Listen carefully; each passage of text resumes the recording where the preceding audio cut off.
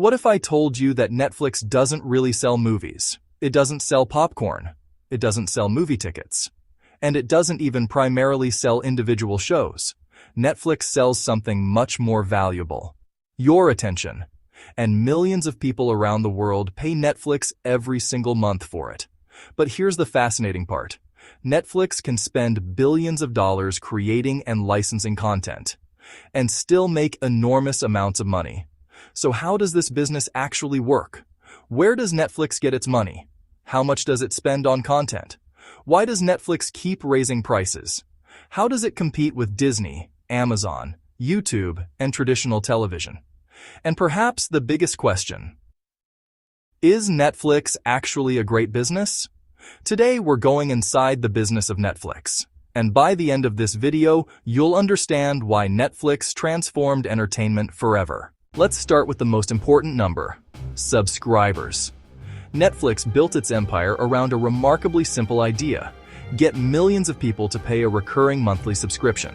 That sounds simple, but the economics behind it are incredibly powerful. Imagine 100 million people paying Netflix every month.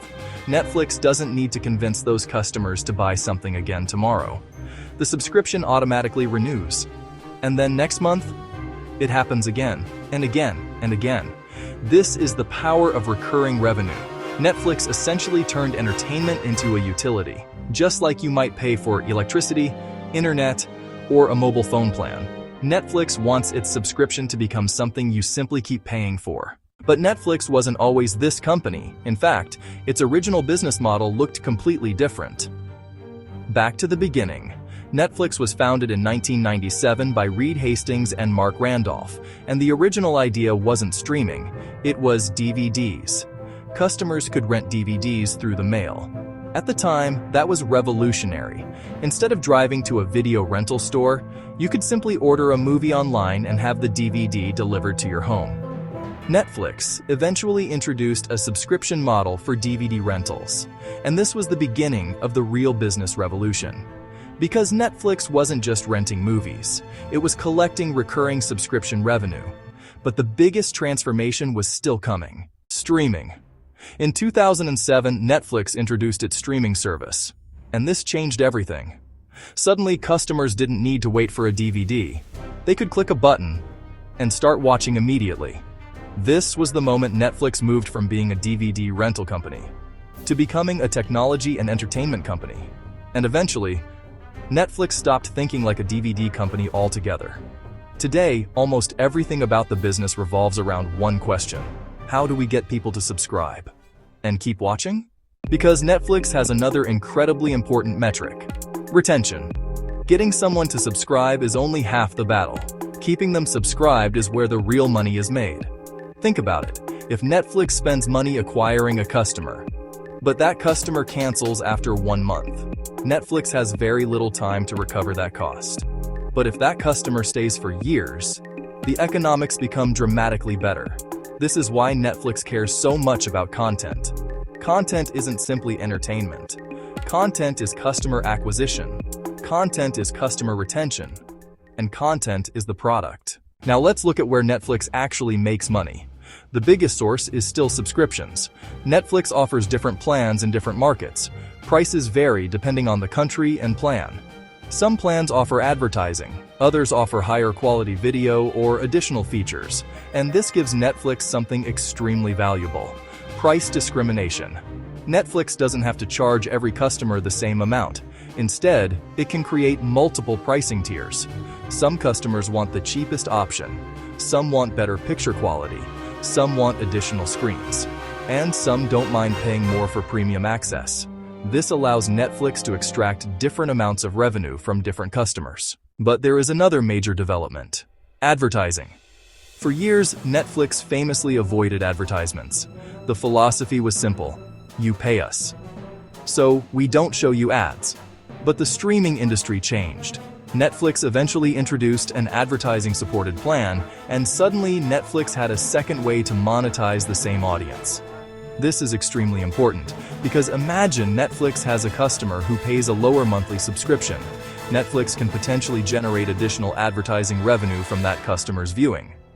So instead of monetizing the audience through subscriptions alone, Netflix can monetize both the customer and the advertiser.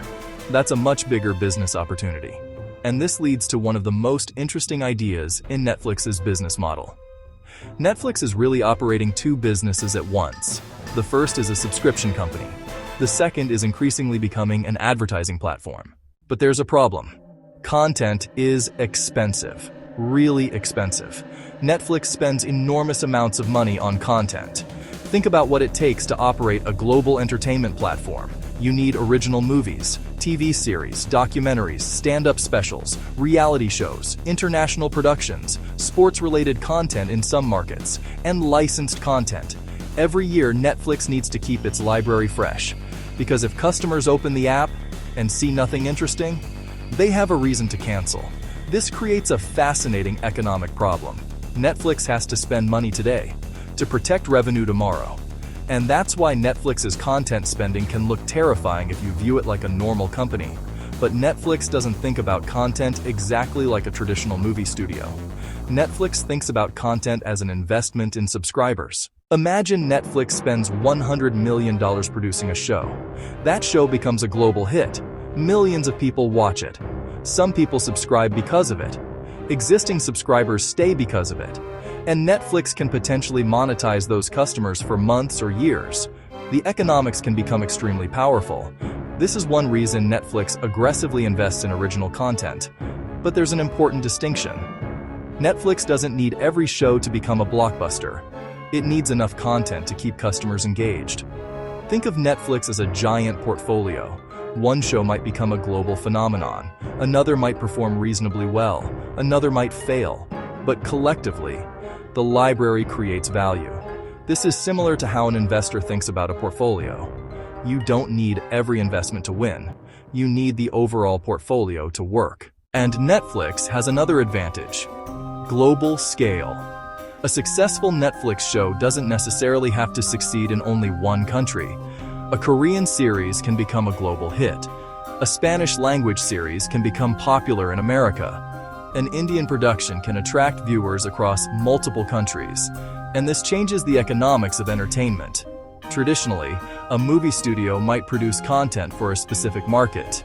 Netflix can distribute the same content globally through one platform. That means the potential audience can be enormous. One successful production can potentially reach hundreds of millions of households around the world. This is one of Netflix's biggest competitive advantages. But Netflix doesn't operate in a vacuum. It faces some of the biggest companies in the world: Disney, Amazon, Apple, YouTube, Warner Bros. Discovery, traditional television, and increasingly, social media platforms. And there's an interesting twist here. Netflix isn't just competing against other streaming services. It's competing for your time. Think about your evening. You could watch Netflix, or YouTube, or Instagram, or TikTok, or play a video game, or scroll social media, or simply go to sleep. Every minute you spend somewhere else is a minute Netflix doesn't get. This means Netflix's real competitor isn't necessarily Disney. Its real competitor is attention. And that's where Netflix has become extremely sophisticated. The company uses massive amounts of viewing data to understand what people watch. What do you click? What do you stop watching? What do you finish? What do you search for? What do you watch after finishing another show? This data helps Netflix understand consumer behavior. But Netflix's recommendation system isn't simply about showing you random movies. It's about reducing the amount of time between opening the app and finding something you actually want to watch. Because if you spend 10 minutes scrolling and can't find anything, you might leave. Netflix wants you watching. And this creates another powerful business effect. The more you watch, the more value you get from your subscription. And the more value you get, the less likely you may be to cancel. This creates a powerful feedback loop. Better content leads to more viewing. More viewing improves engagement. Higher engagement supports retention. Higher retention supports recurring revenue. And recurring revenue gives Netflix the ability to invest in more content. That's the Netflix machine. But now let's talk about something investors care about enormously: profit. Netflix's revenue is only one part of the story. What really matters is how much money remains after Netflix pays for everything.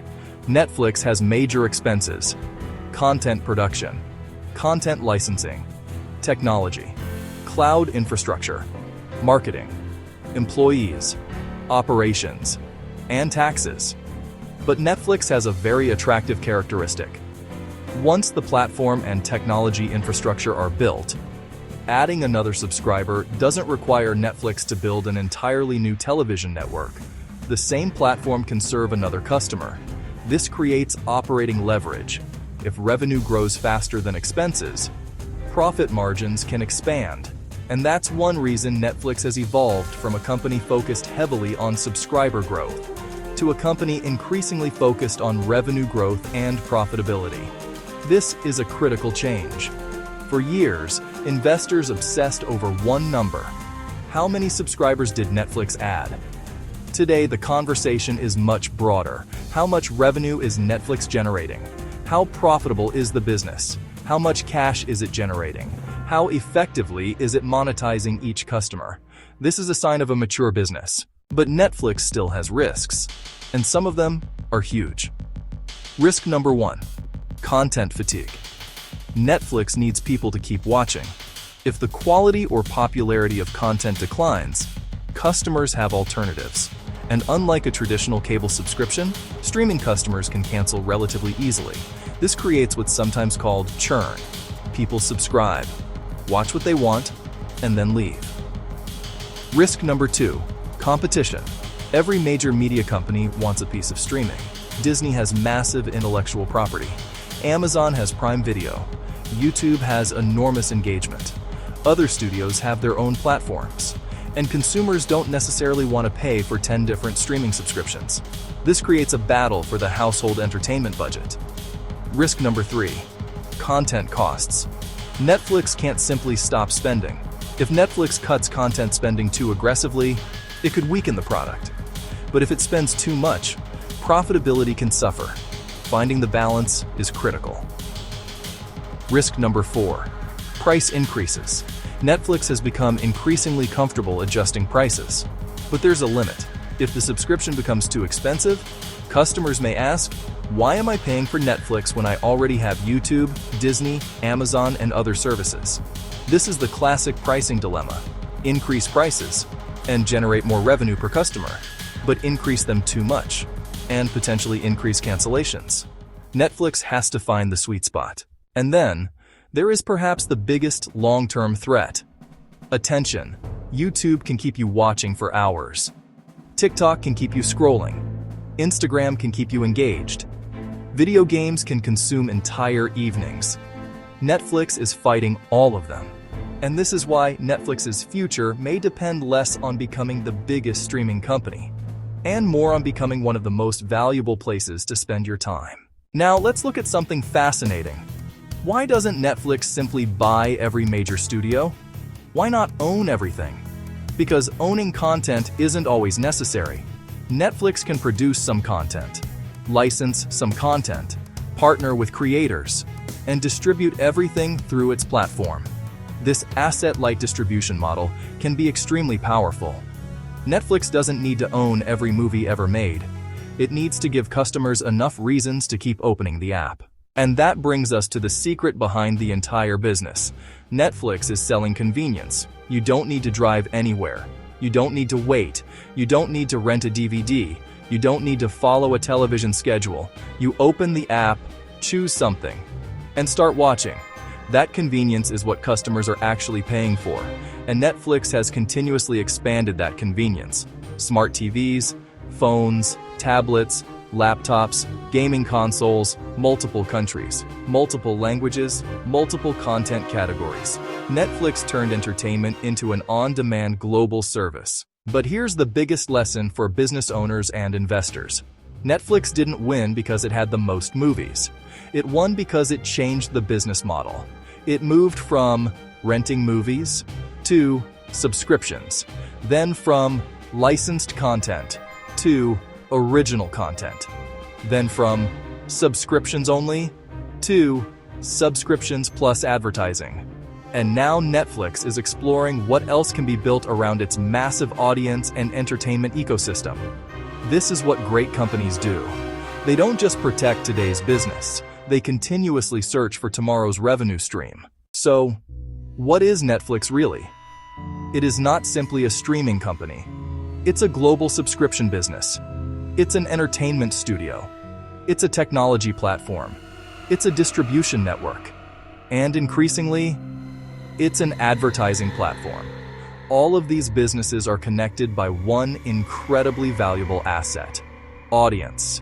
Netflix has millions of people voluntarily giving it something extremely valuable: their attention. And attention can be monetized in multiple ways: subscriptions, advertising, content, partnerships, and potentially entirely new businesses in the future. That is the real Netflix business model. But there's one final question. Can Netflix keep winning? Nobody knows. The entertainment industry changes constantly. Technology changes. Consumer behavior changes. Competitors change. And new platforms will continue to appear. But Netflix has already survived one of the biggest transformations in entertainment history. It went from DVDs to streaming, from licensed content to original programming, from one market to a global platform, and from a subscription-only model toward a broader monetization strategy. That's why Netflix is such an interesting business to study. Because the real lesson isn't about movies, it's about business. Find a recurring revenue model. Build a product people use frequently. Create a strong reason for customers to stay. Use technology to scale globally. Invest aggressively in your competitive advantage. And keep adapting before the market forces you to. Netflix didn't become one of the world's biggest entertainment companies by simply showing movies. It built a machine around human attention. And that machine is still evolving. If you enjoyed this breakdown, subscribe to The Money Lens. Here, we break down how the world's biggest companies actually make money, so you can understand business, markets, and investing without the complicated jargon. And remember, before you invest in a company, don't just look at its stock price. Look at the business behind the stock. Because once you understand the business, the numbers start making a lot more sense. This is The Money Lens, and I'll see you in the next one.